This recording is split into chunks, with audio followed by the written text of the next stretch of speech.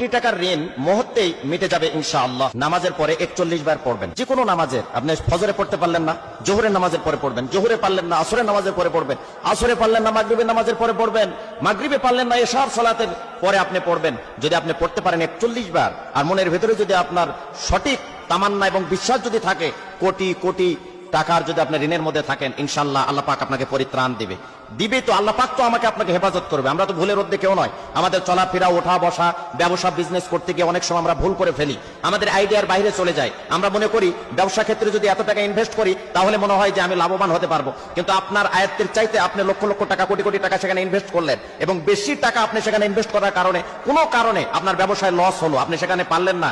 তো এই ধরনের ভুল ত্রুটি আমাদের হবেই। আমরা মানুষ, আমাদের কাছে তো আর ওহি আসে না, আমরা নিজে নিজে ব্রেন খাটিয়ে চলতে হয়। তো সেই জায়গা থেকে যদি আল্লাহর কাছে আপনি সেইভাবে যদি পরিত্রাণ চান আর ঋণ থেকে মুক্তি চান, তাহলে অবশ্যই অবশ্যই আল্লাহ পাক আমাকে আপনাকে হেফাজত করবেন, প্রোটেক্ট করবেন, এবং সেই ঋণ থেকে আমাদেরকে উদ্ধার করবেন। কারণ মালিক কখনো ফিরিয়ে দিবে না।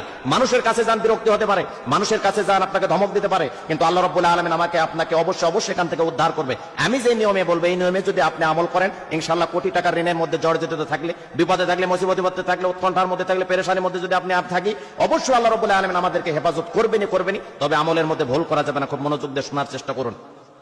ঋণ এমন একটি জিনিস যে মানুষকে শান্তিতে থাকতে দেয় না, ডিপ্রেশনে ফেলে দেয়, খাবার রুচি নষ্ট করে ফেলে দেয়। আপনার সামনে হাজারো আইটেমের খাবার দাবার আছে, কিন্তু আপনাকে ভালো লাগবে না যদি ঋণের বোঝা আপনার মাথায় থাকে।